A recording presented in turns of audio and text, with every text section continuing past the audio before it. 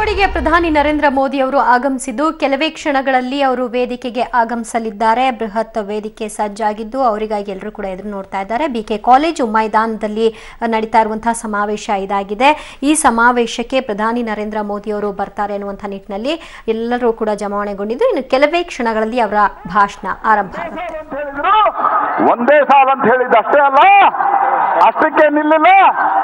ಒಂದೇ ಮಾತರಂ ಗೀತೆಯನ್ನ ಹೇಳಬೇಕಾದ್ರೆ ಅವರು ಎದ್ದು ನಿಂತು ಗೌರವವನ್ನು ಸೂಚಿಸಲಾರದಂತವರು ಅವರು ಕರ್ನಾಟಕದವರೇ ಅನ್ನುವಂತ ಪ್ರಶ್ನೆಯನ್ನು ನಾನು ಸಿದ್ದರಾಮಯ್ಯನವರಿಗೆ ಕೇಳ್ತಾ ಇದ್ದೇನೆ.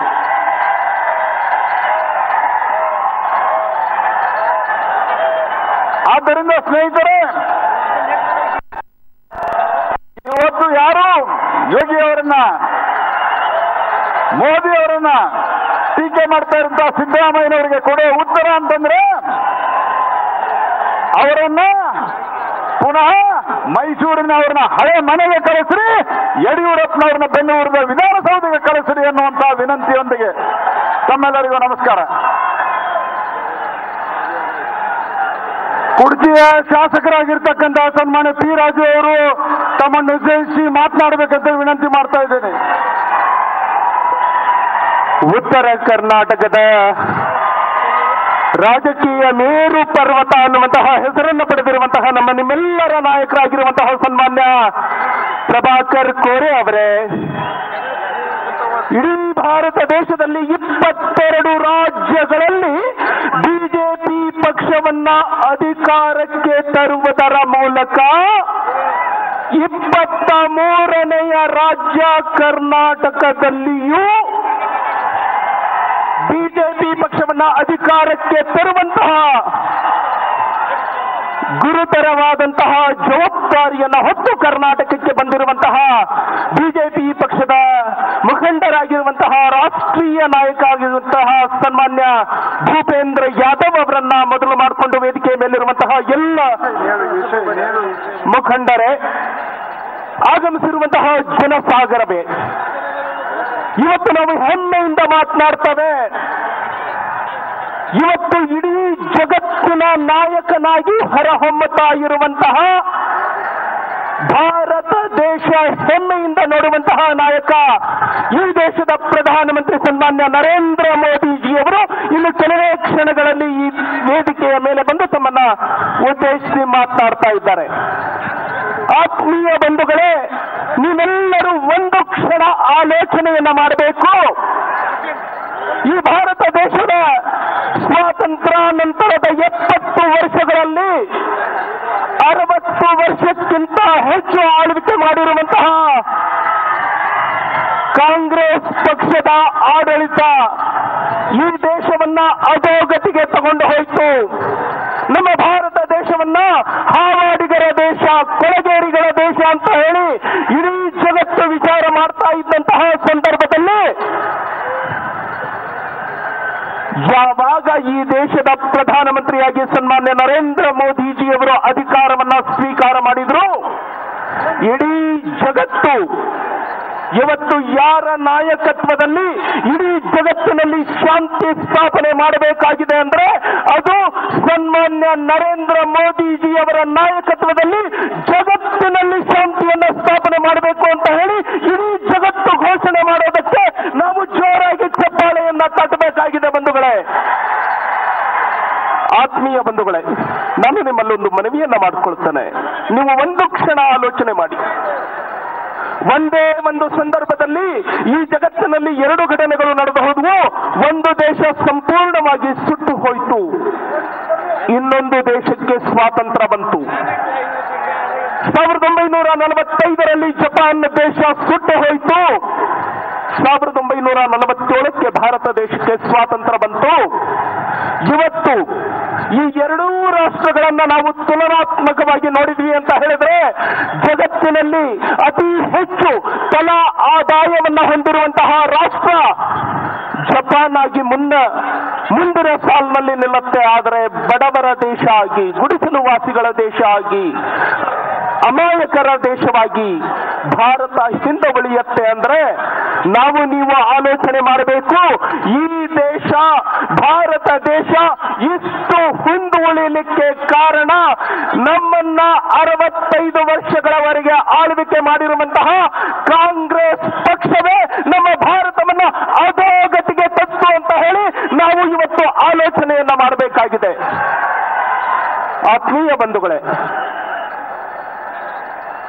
ಒಬ್ಬ ರೋಗಿ ಆಸ್ಪತ್ರೆಗೆ ಹೋದ ಅಂದ್ರೆ ವೈದ್ಯ ಚಿಕಿತ್ಸೆಯನ್ನ ಕೊಡೋದಕ್ಕೆ ಮುಂಚೆ ಈ ರೋಗಿಗೆ ಯಾವ ಕಾಯಿಲೆ ಇದೆ ಅಂತ ಹೇಳಿ ಅರ್ಥ ಮಾಡಿಕೊಳ್ಳಬೇಕಾಗತ್ತೆ, ಆನಂತರ ಚಿಕಿತ್ಸೆಯನ್ನ ಕೊಡಬೇಕಾಗತ್ತೆ. ಭಾರತ ದೇಶದ ಪ್ರಧಾನಮಂತ್ರಿಯಾಗಿ ಸನ್ಮಾನ್ಯ ನರೇಂದ್ರ ಮೋದಿಜಿಯವರು ಈ ದೇಶದ ಚುಕ್ಕಾಣಿಯನ್ನ ಹಿಡಿದಿದ್ರು. ಈ ದೇಶದಲ್ಲಿ ಸ್ವಾಗತ ಮಾಡಲಿಕ್ಕೆ ನಾನು ವಿನಂತಿ ಮಾಡ್ತಾ ಇದ್ದೇನೆ. ಚಿಕ್ಕೋಡಿಗೆ ಬಂದಿರುವಂತಹ ಪ್ರಧಾನಿ ನರೇಂದ್ರ ಮೋದಿ ಅವರು ವೇದಿಕೆಯಲ್ಲಿ ಆಗಮಿಸಿದ್ದಾರೆ. ಅವರು ಕುಳಿತುಕೊಂಡು ಮಾತನಾಡ್ತಾ ಇದ್ದಾರೆ, ಅದನ್ನು ನೀವು ಗಮನಿಸ್ತಾ ಇದ್ರಿ. ಇನ್ನು ಕೆಲವೇ ಕ್ಷಣಗಳಲ್ಲಿ ಅವರ ಭಾಷಣಕ್ಕೆ ಸಜ್ಜಾಗುವಂತಹ ಎಲ್ಲ ಕೆಲಸಗಳು ನಡೀತಾ ಇದೆ. ಈಗ ಜನರನ್ನ ಉದ್ದೇಶಿಸಿ ಪ್ರಧಾನಿ ಏನ್ ಮಾತನಾಡ್ತಾರೆ, ಚಿಕ್ಕೋಡಿಯಲ್ಲಿ ಅವರ ಮಾತಿನ ವೈಖರಿ ಹೇಗಿರುತ್ತೆ ಅನ್ನುವಂತಹ ಪ್ರಶ್ನೆ ಎಲ್ಲರಲ್ಲೂ ಕೂಡ ಕಾಡ್ತಾ ಇದೆ. ಹೀಗಾಗಿ ಸಮಾವೇಶಕ್ಕೆ ಜನಸಾಗರವೇ ಹರಿದು ಬಂದಿದ್ದು ಪ್ರಧಾನಿ ನರೇಂದ್ರ ಮೋದಿ ಅವರ ಭಾಷಣಕ್ಕಾಗಿ ಎಲ್ಲರೂ ಕೂಡ ಕಾತರದಿಂದ ಕಾಯ್ತಾ ಇದ್ದಾರೆ. ಸಂತೆ ಮರಳಿ ಉಡುಪಿ ಬಳಿಕ ಪ್ರಧಾನಿ ನರೇಂದ್ರ ಮೋದಿ ಅವರ 3ನೇ ಭಾಷಣ ಇವತ್ತು ರಾಜ್ಯದಲ್ಲಿ ನಡೀತಾ ಇದ್ದು, ಚಿಕ್ಕೋಡಿಗೆ ಪ್ರಧಾನಿ ನರೇಂದ್ರ ಮೋದಿ ಅವರು ಬಂದಿದ್ದು ವೇದಿಕೆಯಲ್ಲಿ ಅವರು ಕುಳಿತುಕೊಂಡಿದ್ದಾರೆ. ಇನ್ನು ಕೆಲವೇ ಕ್ಷಣಗಳಲ್ಲಿ ಅವರು ಮಾತನ್ನ ಆರಂಭಿಸ್ತಾರೆ. ಪ್ರೀತಿ ಗೌರವ ಒಪ್ಪಿಸುವಾಗಿ ಅವರನ್ನು ಸ್ವಾಗತ ಕೊಡ್ತಾ ಇದ್ದೇನೆ. ಇವತ್ತಿನ ಮತ್ತೊಬ್ಬರು ಮುಖ್ಯ ಆದ ನಮ್ಮ ಭಾರತೀಯ ಜನತಾ ಪಕ್ಷದ ಜನರಲ್ ಸೆಕ್ರೆಟರಿ ಆತ್ಮೀಯರಾದ ಭೂಪೇಂದ್ರ ಯಾದವ್ ಅವರೇ, ಸನ್ಮಾನ್ಯ ಸಂಸದರಾದ ಪ್ರಹ್ಲಾದ್ ಜೋಶಿ ಅವರೇ, ಸುರೇಶ್ ಅಂಗಡಿ ಅವರೇ, ಹಿಂದಿನ ಸಂಸದರಾದ ಮಾನ್ಯ ರಮೇಶ್ ಕತ್ತಿ ಅವರೇ, ನಮ್ಮ ಅಮರ್ ಸಿಂಗ್ ಪಾಟೀಲ್ ಅವರೇ, ಯಾವತ್ತು ಈ ಸಮಾರಂಭದಲ್ಲಿ ಉಪಸ್ಥಿತರಿರುವ ಚಿಕ್ಕೋಡಿ ಲೋಕಸಭಾ ಮತಕ್ಷೇತ್ರದಲ್ಲಿ ವ್ಯಾಪ್ತಿಯಲ್ಲಿ ಬರುವ 8 ವಿಧಾನಸಭಾ ಮತಕ್ಷೇತ್ರದ ಭಾರತೀಯ ಜನತಾ ಪಕ್ಷದಿಂದ ಕಣಕ್ಕಿಳಿದ ಚಿಕ್ಕೋಡಿ ಸದಲಗ ಅಣ್ಣಾ ಸಾಹೇಬ್ ಜೊಲ್ಲೆ ಅವರೇ, ನಿಪ್ಪಾಣಿ ಶ್ರೀಮತಿ ಶಶಿಕಲಾ ಜೊಲ್ಲೆ ಅವರೇ, ಅತನಿ ಲಕ್ಷ್ಮಣ್ ಸೌದಿ ಅವರೇ, ರಾಯಬಾಗ್ ದುರ್ಯೋಧನ ಯೋಳೆ ಅವರೇ, ಕುಡ್ಚಿ ಪಿ ರಾಜು ಅವರೇ, ಕಾಗವಾಡ ಭರಮಗೌಡ ರಾಜು ಕಾಗೆ ಅವರೇ, ಹುಕ್ಕೇರಿ ಶ್ರೀ ಉಮೇಶ್ ಕತ್ತಿ ಅವರೇ, ಯಮಕನ್ಮಡಿ ಮಾರುತಿ ಅಸ್ತಿಗೆ ಅವರೇ, ಹಾಗೂ ವಿಧಾನಸಭಾ ಸದಸ್ಯರಾದ ಮಾಂತೇಶ್ ಗೌಟಿಮಠ ಅವರೇ, ಈ ಅಧ್ಯಕ್ಷರಾದ ಶಶಿಕಾಂತ್ ನಾಯ್ಕ್ ಅವರೇ, ಇವರೆಲ್ಲರಿಗೆ ಆರ್ಥಿಕವಾಗಿ ಸ್ವಾಗತ ಕೋರ್ತಾ ಇದ್ದೇನೆ. ಇಂದಿನ ಅರ್ಥಪೂರ್ಣ ಸಮಾರಂಭದಲ್ಲಿ ಭಾಗವಹಿಸುತ್ತಿರುವ ಎಲ್ಲ ಹಿಂದಿನ ಶಾಸಕ ಮಿತ್ರರು ಹಾಗೂ ಭಾರತೀಯ ಜನತಾ ಪಕ್ಷದ ಕಾರ್ಯಕರ್ತರು, ಎಲ್ಲ ತಾಯಂದಿರು, ಸಹೋದರಿಯರು, ಸಮೂಹದ ಮಾಧ್ಯಮ ಮಿತ್ರರಿಗೂ ಹಾಗೂ ಸಮಸ್ತ ಜನತೆಗೆ ಪ್ರೀತಿ ಸ್ವಾಗತ ಕೋರಿ ನನ್ನ ಮಾತುಗಳನ್ನು ಇಲ್ಲಿ ಮುಗಿಸ್ತಾ ಇದ್ದೇನೆ. ಬೋಲೋ ಭಾರತ್ ಮಾತಾ ಕಿ.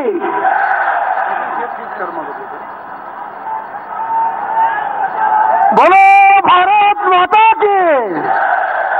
ಚಿಕ್ಕೋಡಿಯ ಲೋಕಸಭಾ ಕ್ಷೇತ್ರದ ಪರವಾಗಿ ನಮ್ಮ ನೆಚ್ಚಿನ ಪ್ರಧಾನಿ ಸನ್ಮಾನ್ಯ ನರೇಂದ್ರ ಮೋದಿ ಅವರನ್ನ, ನಮ್ಮೆಲ್ಲ ಹಿರಿಯ ನಾಯಕರು ಸನ್ಮಾನ್ಯ ಪ್ರಭಾಕರಣ್ಣ ಕೋರೆ ಅವರನ್ನ ಒಳಗೊಂಡಂತೆ ನಮ್ಮೆಲ್ಲ ನಾಯಕರು ಅವರನ್ನ ನೇಗಿಲವನ್ನ ಕೊಡೋದ್ರ ಮೂಲಕ ಸ್ವಾಗತವನ್ನ ಮಾಡ್ತಾ ಇದ್ದಾರೆ. ಜೋರಾಗಿ ಚಪ್ಪಾಳೆ ತಟ್ಟಿ ಅವ್ರಿಗೆ ಅಭಿನಂದಿಸಬೇಕಂತ ಕೇಳ್ತಾ ಇದ್ದೀನಿ.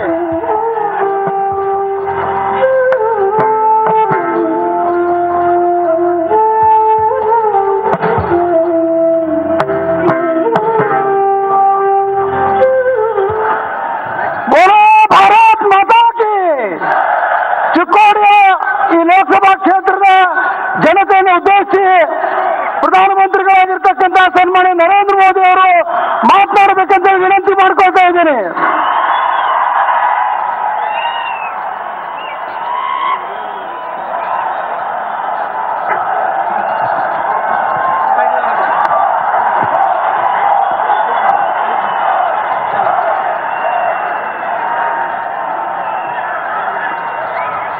ಚಿಕ್ಕೋಡಿ ಮತ್ತು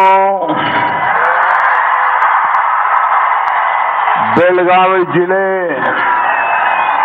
ಮಹಾಜನತೆಗೆ ನನ್ನ ನಮಸ್ಕಾರ. ಮಹಾತಾಯಿ ಸವದತ್ತಿ ಯಲ್ಲಮ್ಮನ್ ಶರಣಗಲ್ಲಿಲಿ ಶಿರಭಾಗಿಸಿ ಇಲ್ಲಿನ ಎಲ್ಲ ಸಂತರಿಗೂ ನಮಿಸುತ್ತೇನೆ. संत जगत ज्योति बसवेश्वर, छत्रपति शिवाजी महाराज, संभाजी महाराज, कित्तूरू रानी चन्नम्मा, बेलवड़ी रानी मल्लम्मा, वीर सिपाही संगोली रायण्ಣ मुतान महापुराण ಚರಣಗಳಿಗೆ ನನ್ನ ನಮನಗಳು. ಇದು ಸಾಮರಸ್ಯದ ನಾಡು. ಇಷ್ಟು ದೋಯಿಲ್ ಸಂಖ್ಯೆಯಲ್ಲಿ ನೀವು ಬಂದಿದ್ಗಿರಿ. ನಿಮ್ಮ ಪ್ರತಿಗೆ ನಾನು ಚಿರೋಣಿ.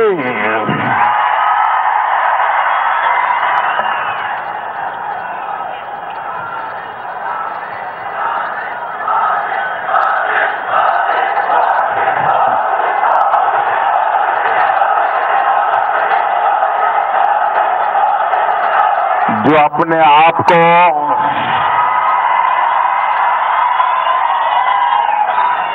पॉलिटिकल पंडित समझते हैं, राजनीति के बड़े खैरखा समझते हैं, अगर वो ये दृश्य देख लें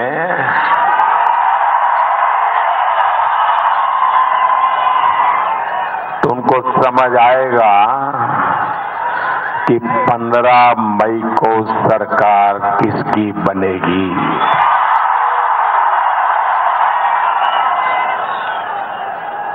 ये जन आक्रोश है. एक कांग्रेस के कारनामों के प्रति ये जनता जनार्दन के आक्रोश का मिजाज आज यहां नजर आ रहा है. भाइयों बहनों,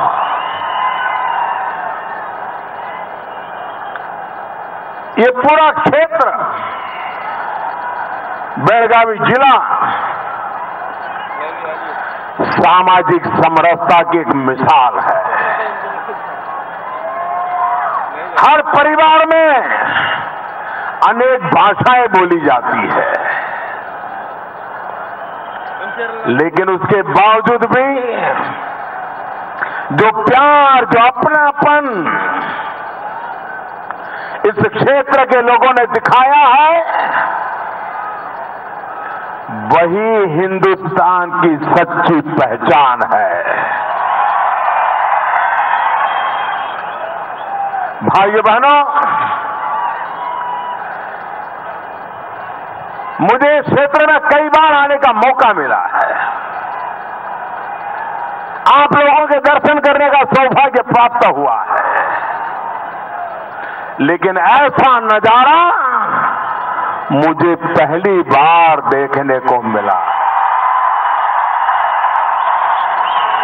इतनी बड़ी तादाद में आप आशीर्वाद देने आए, मैं हृदय से आपका आभार व्यक्त करता हूं. भाइयों बहनों, इस धरती की ताकत है कि 1925 में यही पड़ोस में निपानी में बाबा साहब आंबेडकर को भी इस धरती ने आकर्षित किया था.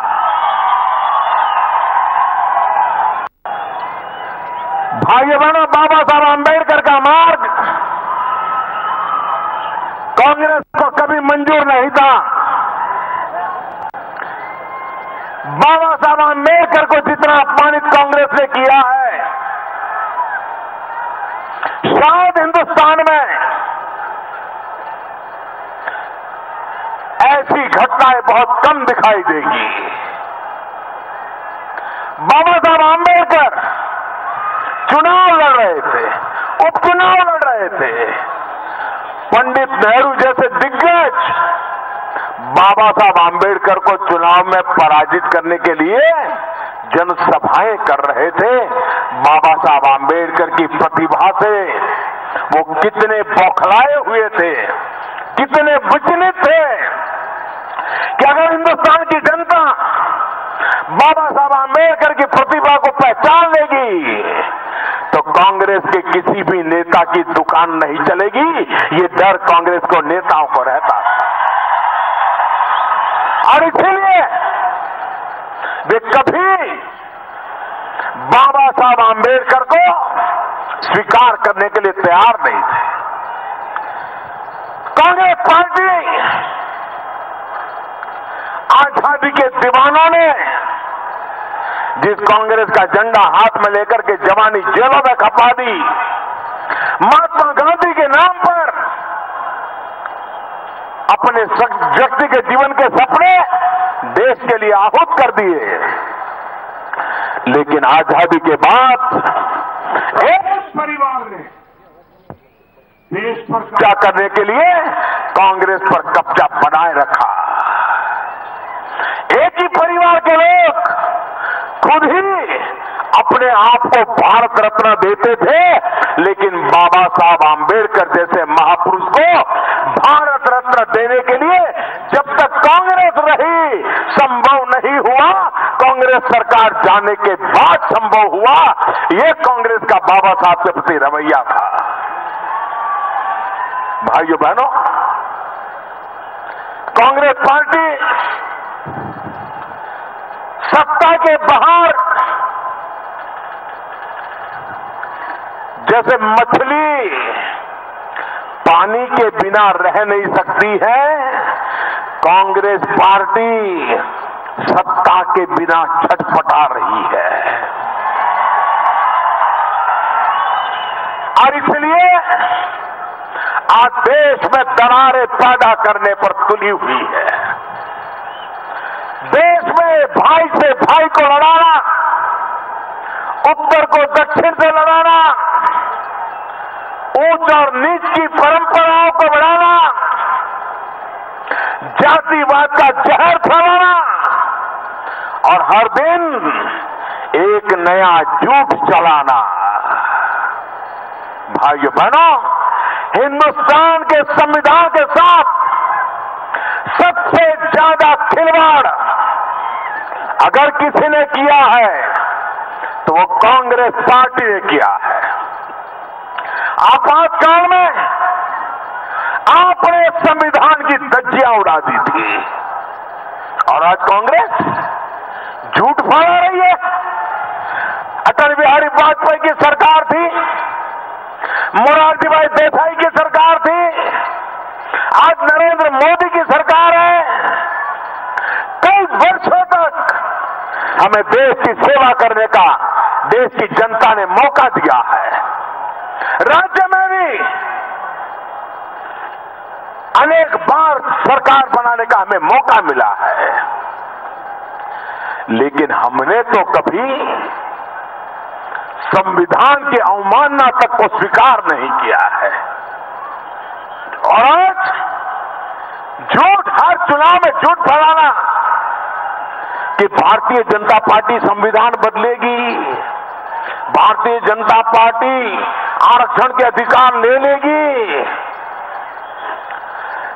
जब तक भारतीय जनता पार्टी का झंडा दिखाई देगा, मैं देशवासियों को विश्वास देता हूं, बाबा साहब आंबेडकर ने जो हक दिए हैं, दुनिया की कोई ताकत वो हक छीन नहीं सकती है।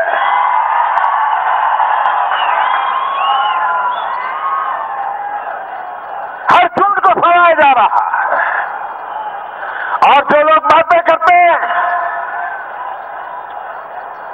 समाज के हकों की,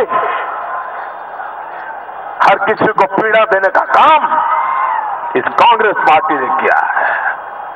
और इसलिए भाइयों बहनों, कांग्रेस को परेशानी है कि भारतीय जनता पार्टी पूर्ण बहुमत लेकर के दिल्ली में कैसे चुन करके आ गई। कांग्रेस को तकलीफ है कि हमने इतने साल तक गरीबी के नाम पर दुकान चलाई, गरीबों के आंख में धूल झोंकते रहे और ऐसा क्या कारण हुआ कि गरीब मां का बेटा प्रधानमंत्री बन गया। उसको तकलीफ हो रही है कि ऐसी कैसी बात है कि भारतीय जनता पार्टी पूर्ण बहुमत से चुन करके आई, राज्यों के अंदर उसको बहुमत मिला। आज हिंदुस्तान में लगातार कांग्रेस पराजित हो रही है। इतना सारा भारतीय जनता पार्टी को जन समर्थन मिला है। भारतीय जनता पार्टी चाहे वो कर सकती है, लेकिन ये भारतीय जनता पार्टी ने इतनी सारी जनता की ताकत उनको मिली है तो भी क्या कारण है कि उनको पहला ही राष्ट्रपति चुनने का मौका मिला तो पहला राष्ट्रपति भी उन्होंने दलित को चुन करके बिठा दिया। दलित को क्यों राष्ट्रपति बनाया, ये कांग्रेस के पेट में जलन हो रही है और इसलिए दलितों को गुमराह करना, उनको झूठी बातें उनके कानों में डालना, कोई स्रोत नहीं, कोई आधार नहीं। मैं कांग्रेस वालों को कहता हूं, अरे सत्ता तो आती है जाती है, देश अजरा अमर होता है, समाज की शक्ति अजरा अमर होती है। देश की एकता तोड़ने का पाप मत कीजिए। हमारे महापुरुषों के प्रयासों पे बड़ी मुश्किल से समाज में परिवर्तन आना शुरू हुआ है। इसमें सैंड लगाने की कोशिश मत करो। अरे चुनाव आएंगे जाएंगे, राजनीति होती रहेगी, सरकारें बदलती रहेगी, लेकिन देश होगा, समाज होगा, देश में एकता होगी, देशवासियों के सपने होंगे तो ही देश का बड़ा होने वाला है। आपकी अपने सपने लेकर के समाज को तोड़ने का प्रयास बंद कीजिए। भाइयों बहनों, हम विकास की राह पर चलने वाले लोग हैं। विकास के बिना समाज का कभी भला नहीं होने वाला। आप मुझे बताइए, किसानों की दुर्दशा के लिए क्या कांग्रेस के इतने सालों का शासन जिम्मेवार है कि नहीं है? मैं आपसे पूछना चाहता हूं, आज जो दुर्दशा आई है, क्या वो कांग्रेस के इतने शासन का परिणाम है कि नहीं है? क्या सजा कांग्रेस को मिलनी चाहिए कि नहीं मिलनी चाहिए? अरे आप 60 साल तक राज किया है, जवाब नहीं दे रहे हो। 5 साल से कर्नाटक में बैठे हो, जवाब नहीं दे रहे हो और मोदी का जवाब मांग रहे हो। ये चुनाव कर्नाटक का है, कांग्रेस पार्टी ने क्या काम किया है, जरा जनता को जवाब दें। ऐसे कैसे मुख्यमंत्री जब देखो सोते हैं, जब देखो सोते हैं? कोई जिम्मेवारी का नाम और निशान नहीं है। मेहनत हर कोई करता है, थकान हर कोई को होती है, लेकिन जनता के सुख दुख, जनता की चिंता हमें चैन से सोने नहीं देती और आप सार्वजनिक रूप से सोते हुए डरते नहीं है। ऐसे तो आप राजनेता लेकर के आए हो। और इसलिए भाइयों बहनों, ये मौका है कर्नाटक के भाग्य को बदलने का। और पहली बार ऐसा अवसर आना है जब दिल्ली में भी भाजपा की सरकार हो, कर्नाटक में भी भाजपा की सरकार हो, तो आप मेरा हिसाब भी मांग पाओगे कि मोदी जी बताइए, अब तो हमने कर्नाटक में भी बीजेपी की सरकार बना दी, दिल्ली में भी बीजेपी की सरकार बनाई, बताओ क्या किया आपने? मुझे जवाब देना पड़ेगा और मैं जवाब देने के लिए तैयार हूं। और इसलिए मैं कहता हूं, मेरा जवाब मांगने के लिए भी, भारतीय जनता पार्टी का जवाब मांगने के लिए भी आप कर्नाटक में भारतीय जनता पार्टी की सरकार बनाइए। पाई पाई का हिसाब लीजिए हमसे, पल पल का हिसाब लीजिए और हम अपने वादों को पूरा करके आपको दिखाएंगे।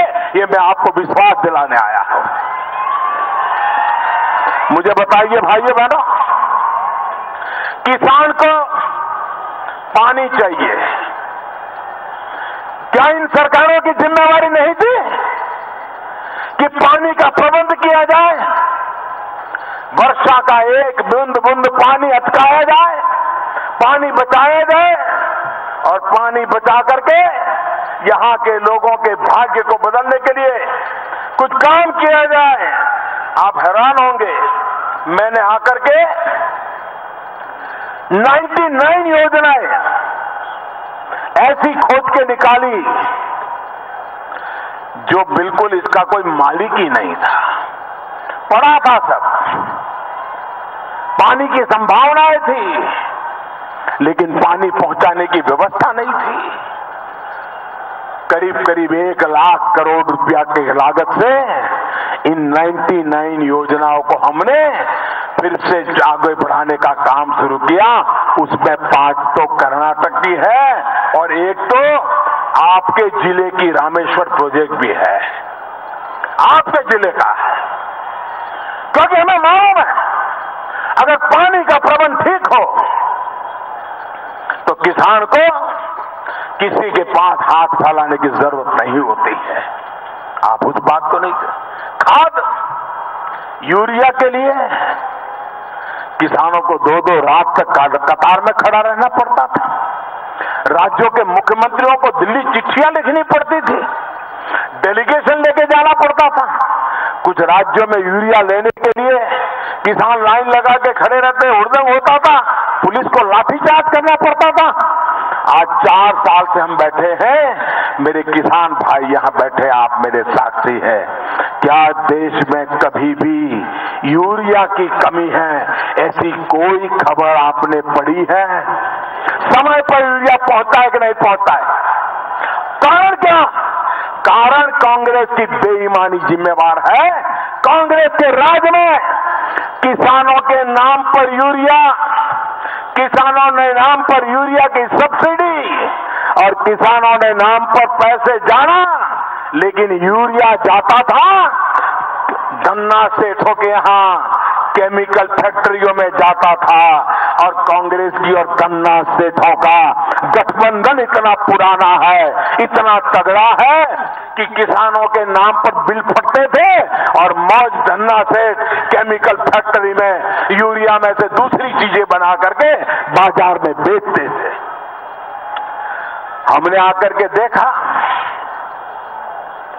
ये पाप नहीं चलेगा, किसानों के साथ ये अन्याय नहीं होने देंगे। हमने रास्ता निकाला, हमने 100% यूरिया का नीम कोटिंग करने का निर्णय कर लिया। अब यूरिया का नीम कोटिंग करने के कारण ये जो नीम की फली होती है उसका तेल निकाल करके यूरिया में मिक्स कर दिया। नीम कोटिंग करने के कारण अब यूरिया कोई केमिकल फैक्ट्री वाले के काम नहीं आ सकता है, कोई चोरी नहीं हो सकती, बेईमानी नहीं हो सकती। अब वो यूरिया सिर्फ और सिर्फ धरती पर किसान को फसल के लिए ही काम आ सकता है। चोरी गई कि नहीं गई, बेईमानी गई कि नहीं गई, भ्रष्टाचार गया कि नहीं गया, किसानों के नाम पर झूठ चलाया जाता था बंद हुआ कि नहीं हुआ? ये इसलिए हुआ हमारे दिल में किसान के प्रति सद्भावना, संवेदना पड़ी हुई है और इसलिए इस काम को हम कर रहे हैं। सॉइल हेल्थ कार्ड किसान को पता तक नहीं था कि सॉइल हेल्थ कार्ड होगा तो क्या होगा।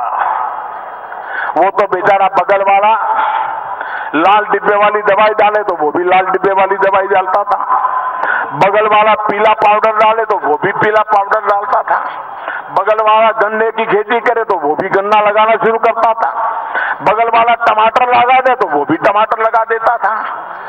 उसे मालूम नहीं था उसकी जमीन में क्या ताकत है, उसकी धरती माता क्या काम की है, कौन सी फसल के लिए उपयोगी है। सॉइल हेल्थ कार्ड दिया हमने, उससे किसान को पता चलने लगा कि मेरी धरती में ये पैदा हो सकता है, ये पैदा नहीं हो सकता है, मैं मेहनत करूंगा तो भी कमा नहीं सकूंगा। और आज मेरे किसान वैज्ञानिक तरीके से कौन सी फसल कहां पैदा करना उसका निर्णय कर पा रहे हैं और मेरे किसान अपने जरूरी पैदावार करने लगे हैं।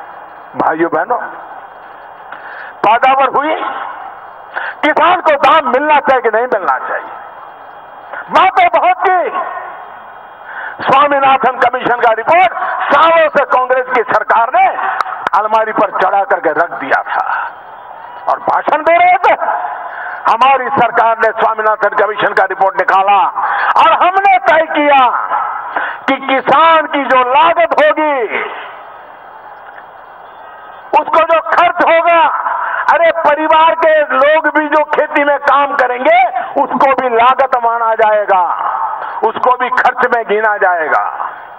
किसी के किराए से ट्रैक्टर लाया वो भी खर्च गिना जाएगा और किसान जो भी खर्चा करेगा एमएसपी 1.5 गुना तय की जाएगी ताकि कभी किसान को रोने की नौबत ना आए।